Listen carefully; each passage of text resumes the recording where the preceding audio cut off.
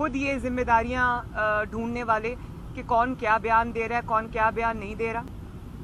और इस तरह की जो, अगर आपको अपने दायरा इख्तियार का नहीं पता, अगर आपने इतनी मज़िका खेज पिटिशन अदालत में जमा कराई है तो आपके खिलाफ तो खुद मुकदमा दर्ज होना चाहिए।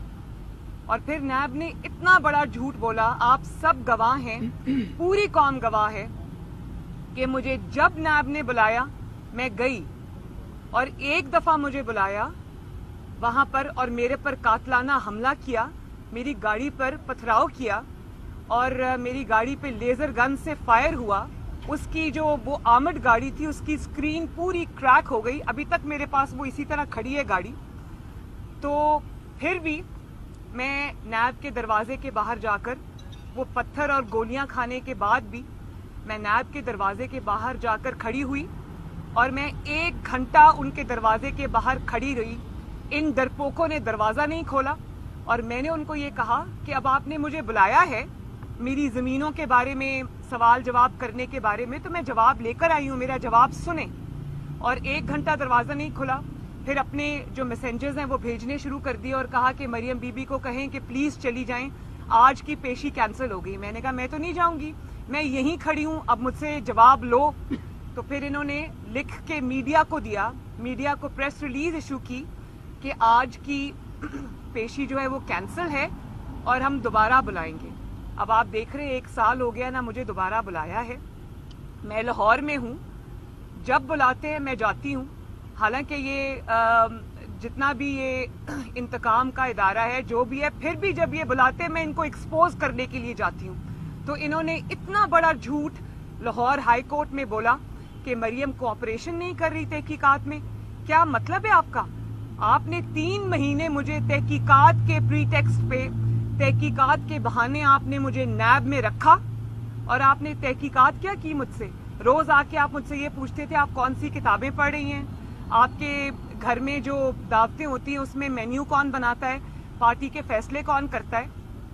तो बात ये नहीं है, बात ये है कि उस वक्त मेरे कामयाब जलसे हो रहे थे, इनके हाथ पांव फूल गए, इन्होंने मेरे वालिद के सामने मुझे गिरफ्तार कर लिया और आज तक ना वो रेफरेंस बना सके। आप ये जानते हैं कि चौधरी शुगर मिल जिसमें मुझे अभी वो बुला रहे हैं या जिसमें अभी मेरे खिलाफ वो हाई कोर्ट में गए हुए हैं, उस केस का जिक्र ही नहीं है।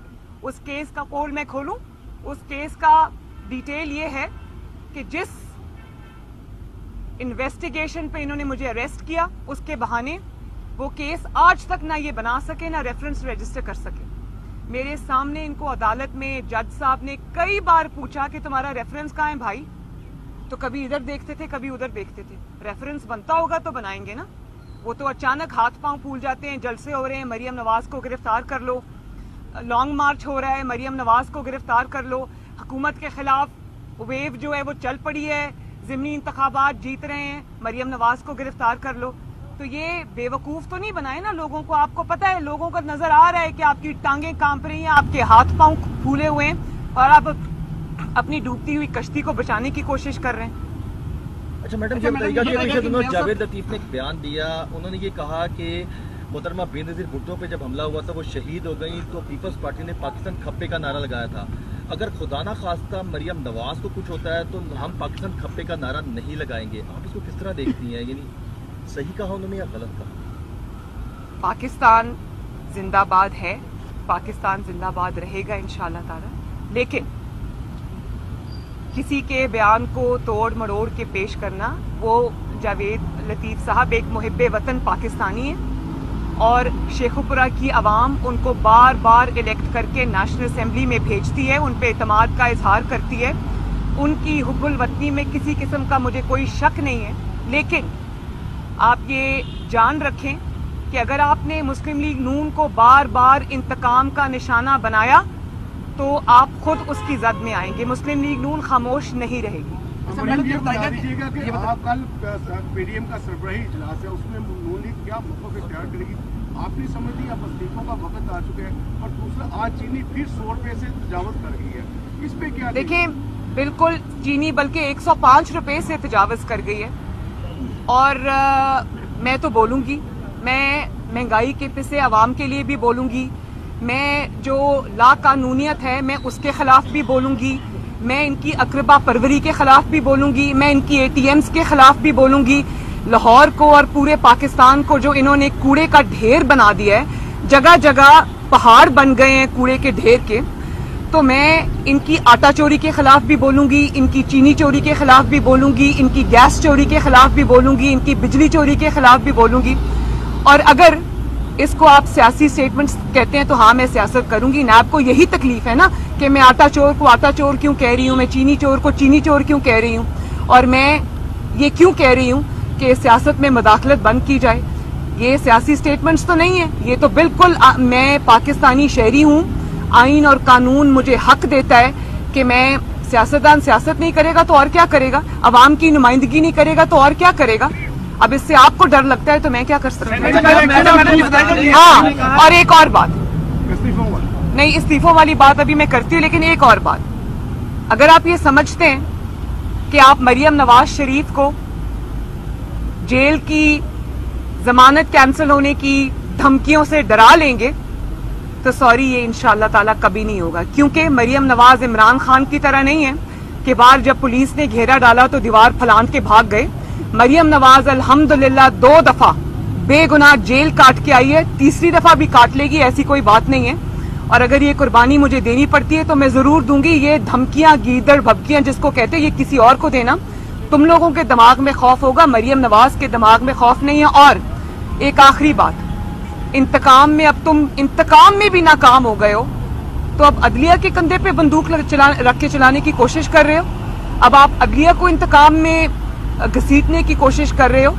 तो मैं अदलिया से ये रिक्वेस्ट करती हूँ कि नैब के इस झूठ का, इस लग़्व एप्लीकेशन का, इस बेहुदा एप्लीकेशन का नोटिस ले और उनके खिलाफ एक्शन ले, क्योंकि मेरे लॉयर्स ये कहते हैं कि इस किस्म की एप्लीकेशन के खिलाफ खुद एक्शन होना चाहिए। नैब का तो ये काम मैडम ने बताया कि नैब, और अगर नैब को इदारों का इतना ख्याल है तो जो सुप्रीम कोर्ट ने अपने फैसलों में, मुख्तलिफ फैसलों में, अपने मुख्तलिफ रिमार्क्स में, हाई कोर्ट ने अपने मुख्तलिफ फैसलों में, मुख्तलिफ रिमार्क्स में नैब की जो कलई खोली है और नैब को जो एक्सपोज करके रख दिया है और ये कहा है कि नैब पॉलिटिकल विक्टिमाइजेशन का इदारा है, तो नैब को चाहिए कि उन इदारों की उन स्टेटमेंट्स को, रिमार्क्स को, फैसलों को देखते हुए नैब को ताला लगाए और अपने आप को गिरफ्तारी के लिए पेश करे। नैब का काम नहीं है, उस पे कैमरे वगैरह भी लगे, कंट्रोवर्सी। मुझे देखें,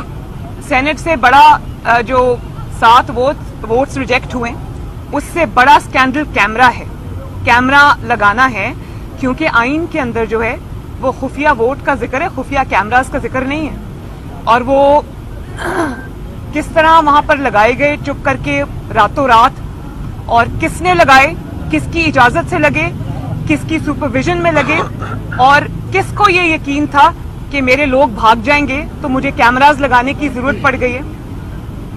नेशनल असेंबली ऑफ पाकिस्तान से तो आपने डरा धमका के, कंटेनर्स में बंद करा के, अपने ही अरकान को आपने जबरदस्ती गन पॉइंट पे एतमाद का वोट ले लिया। सेनेट में आप ये भी नहीं कर सकते थे तो आपने खुफिया कैमरास लगा दिए। ये है, ये हुकूमत सिर्फ खुफिया चीजों पे चल रही है, वो भी अब एक्सपोज होकर कौम के सामने आ गई है। जहां तक यूसुफ रजा गिलानी साहब की बात है, तो मुझे उम्मीद है कि जब ये इतना ग्लेरिंग है, उनके नाम के ऊपर मोहरें लगी थी, 7 मोहरें, जिनको इन्होंने 7 वोट्स जो इन्होंने कहा कि वो वैलिड नहीं है। अब अगर उम्मीदवार के खाने के अंदर मोहर लगती है, स्टैंप लगती है, चाहे वो उम्मीदवार के नाक पे लगे, माथे पे लगे, चेहरे पे लगे, है तो वो उम्मीदवार के नाम पर लगी है ना। जब आपकी वोटिंग इंटेंशन जो है या वोटर्स इंटेंशन क्लियर है, उसी खाने में है, तो आपको क्या तकलीफ है। ये तो जानबूझ के मैं ना मानू वाली बात हुई ना। तो मुझे ये उम्मीद है कि जब इंशाअल्लाह ताला ये कोर्ट में इसको लेके जाएंगे तो यूसुफ रजा गिलानी साहब जीत जाएंगे। अच्छा मैडम, ये बताइएगा कि नैब का ये काम नहीं है कि कौन किसके खिलाफ बयान दे रहा है, नैब का काम है वो डिटरमिन करे कि कौन करप्शन कर रहा है। क्या आप समझती है कि कोई दबाव है सुप्रीम हाई कोर्ट को, तो ऐसी एप्लीकेशन को इंटरटेन ही नहीं करना चाहिए था? कौन है इसके पीछे? और दूसरा ये बताएगा कि आपको सुना है कुछ थ्रेट्स हैं, कौन सी वो कुव्वतें हैं जो आपको थ्रेट्स कर रही है, क्यों कर रही है? इनके पीछे मेरा ख्याल है कि ये सब मिलके जो पहले कहते हैं कि हम मरियम को स्मैश कर देंगे, तो वो जिंदगी मौत अल्लाह ताला के हाथ में है। ना मरियम डरती है, ना मरियम के वालिद डरते हैं। अल्हम्दुलिल्लाह इज्जत और जिल्लत भी उसके हाथ में है।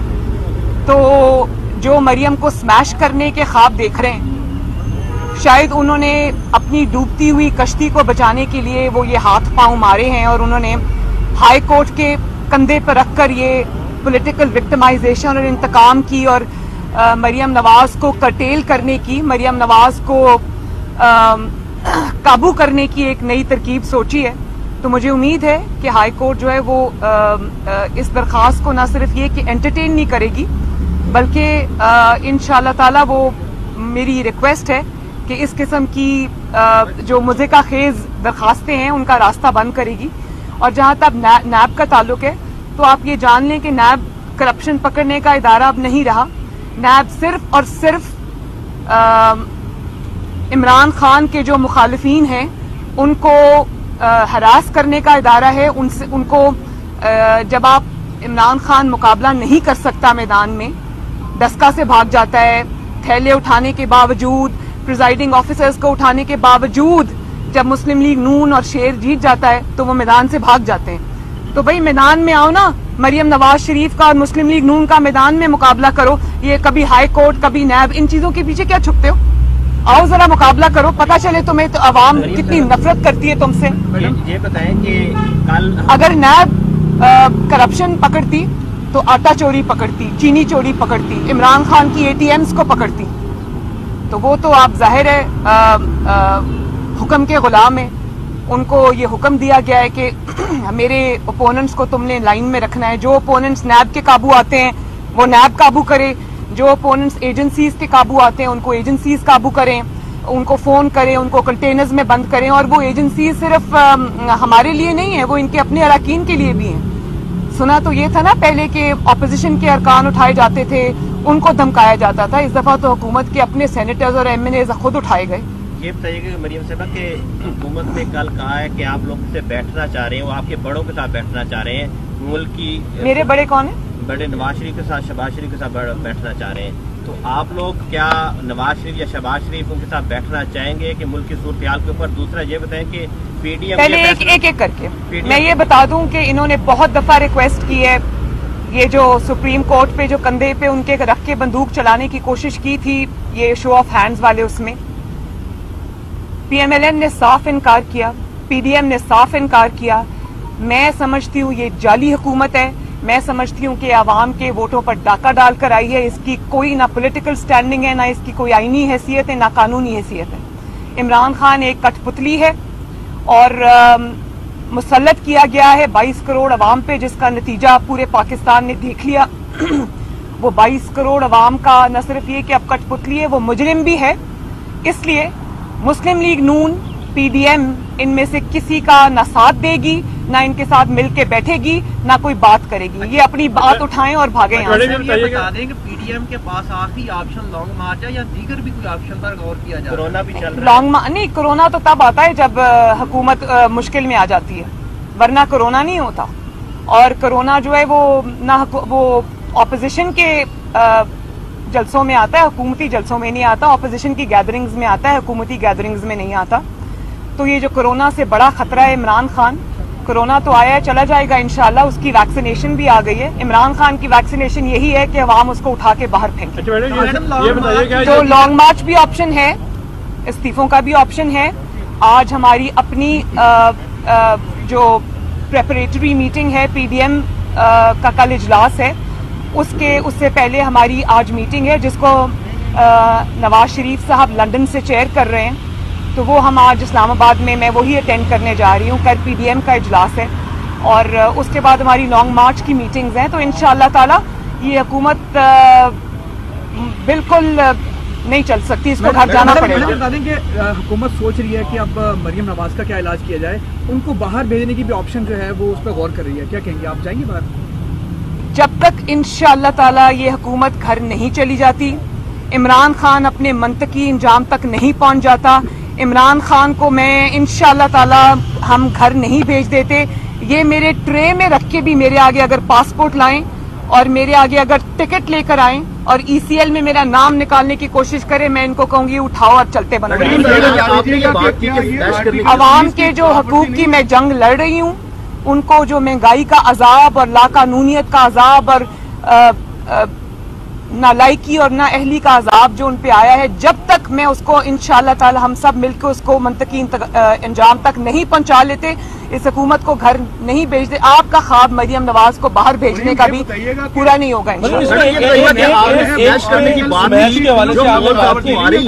क्या मीडिया और अवाम के सामने क्यों नहीं ले आती है जो धमकी वाली कॉल्स आपको? एक सेकंड जो धमकी वाली कॉल्स आपको बड़ा अच्छा सवाल किया आपने। क्यों नहीं ले आती? मियां साहब की जो वीडियो है जरा चलाएं, मीडिया चलाएं ना, इतनी हिम्मत है आप में? पीडीएम बताएं। नहीं एक सेकंड, अगर आप मियां साहब ने तो इतनी बहादुरी का मुजाहरा किया, नाम लिए, अब आप भी थोड़ी सी हिम्मत और हौसले का मुजाहरा करें और चलाएं उसको लाइव मीडिया के ऊपर। आप समझती हैं वही नाम है जो मियां साहब ने लिए?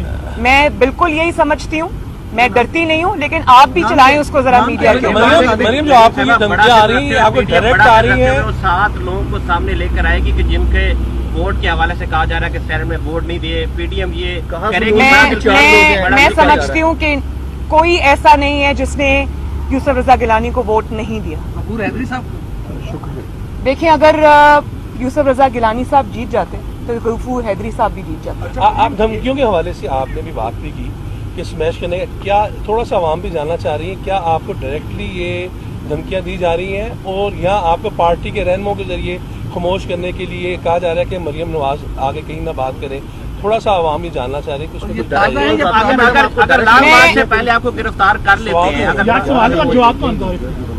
मैं ये समझती हूँ कि जब तक आप नवाज शरीफ साहब की वो वीडियो नहीं चलाएंगे मीडिया के ऊपर, मैं इस बारे में आपको कोई जवाब नहीं दूंगी, ना आपका हक है इस बारे में मुझसे सवाल करने का, जब तक आप मियां साहब की वो वीडियो कौम को नहीं दिखाएंगे। आप पूछ रहे हैं कि कौम ये सवाल पूछ रही है, तो कौम किस बारे में सवाल पूछ रही है? आपने तो दिखाया ही नहीं उसको। नहीं, आवाम सोशल मीडिया के जरिए हर एक को पता है। मैडम मियां साहब आप पहले मियां साहब की वो वीडियो सारे चैनल्स पे चलाएं ताकि मुझे ये पता हो कि पाकिस्तान का प्रेस आजाद है, पाकिस्तान का मीडिया आजाद है, पाकिस्तान की मीडिया पर कोई दबाव नहीं है और किसी इदारे का कोई दबाव नहीं है। हक और सच बात पाकिस्तान का मीडिया चलाने के लिए आजाद है, पहले चलाएं और फिर मुझसे पहले आपकी गिरफ्तारी हो जाती है, फिर क्या ऑप्शन होगा? तो गिरफ्तारी तो पहले भी हुई थी, 2 दफा आई थी, उल्टी पड़ गई, इंशाल्लाह इस दफा और ज्यादा उल्टी पड़ जाएगी। लीड करेंगे लॉन्ग मार्च होगा? नहीं, हमजा शहबाज भी हैं माशाल्लाह, मियां साहब भी लंदन में बैठे हैं, तो ये जो प्रीएम्प्ट कर रहे थे ना कि मियां साहब को एब्सकॉन्डर डिक्लेयर कर रहे थे और उनको लाने की कोशिश कर रहे थे, वो इसीलिए था, उनको पता था कि मियां साहब अब बाहर चले गए हैं, तो हम उनको अब क्या करें, वो बोलेंगे बाहर से, तो मुझे अगर गिरफ्तार करेंगे तो मियां साहब खुद लीड करेंगे इंशाल्लाह। Thank you very much.